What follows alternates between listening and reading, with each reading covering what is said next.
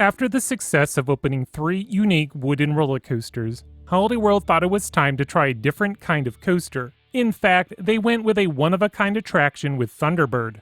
Somehow, Holiday World convinced Bolliger and Mabillard to build their first ever launching wing coaster. This was also the first time B&M worked with LSM technology.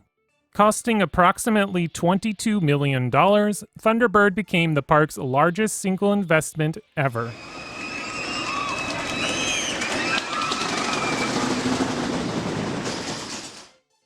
Presentation. Thunderbird is one of the best themed attractions at Holiday World. The station is inside of a barn, and the roller coaster blasts out of one end with smoke and lighting effects. Near the end of the ride, the roller coaster dives through another barn, creating some exciting near-miss opportunities.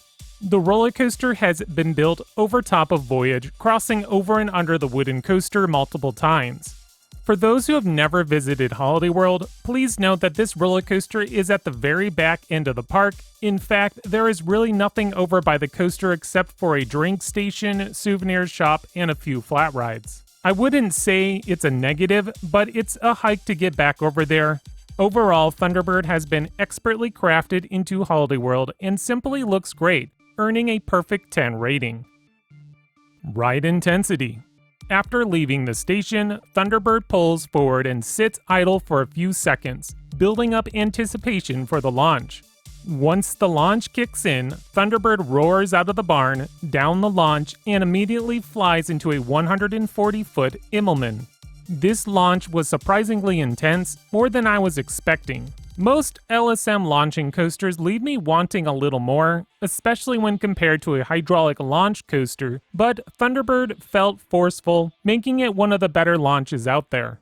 After completing the first inversion, Thunderbird moves right into a 125-foot loop. The ride then swoops around through 2 continuous bank dives, forming a figure 8 of sorts.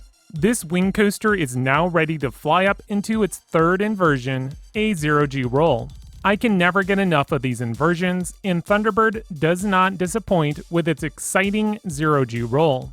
The ride then dives down, blasting through a barn-like structure. The ride performs a 270-degree turn, leading right into an inline twist. Half of this inversion sends riders into a near-miss collision with the barn. Thunderbird then slams into the brakes, bringing your approximate 60-second excursion to an end.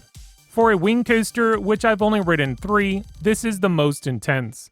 I grayed out a few times during this ride, at the bottom of the Immelmann, during the vertical loop, and near graying out during that figure 8 bank turn. Thunderbird is the most intense roller coaster at Holiday World and earns a solid 9.5 rating.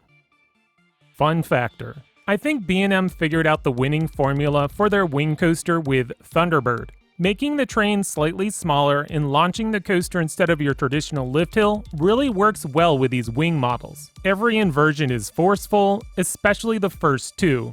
The way the ride interacts with the forest and Voyage is also very exciting. The pacing is a little lackluster during the figure 8 just because it feels repetitive or like B&M didn't know what to do with the ride during that moment, but every other moment is well executed.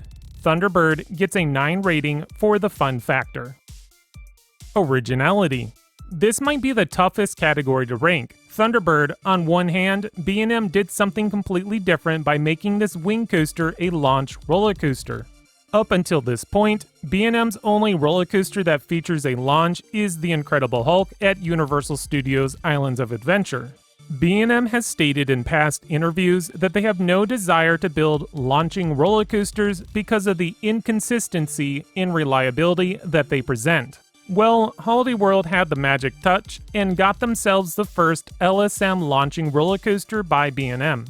Now, when we start discussing the ride layout and various elements, we see that Thunderbird sticks to their tried and true formula of inversions. We have an Immelmann, vertical loop, 0G roll, and an inline twist. All are not original elements, but are proven to be exciting and effective. I would really like to see B&M branch out a little bit more with their ride layouts and the types of elements that they deliver, but at the same time, I'm excited that we also got our first launched wing coaster.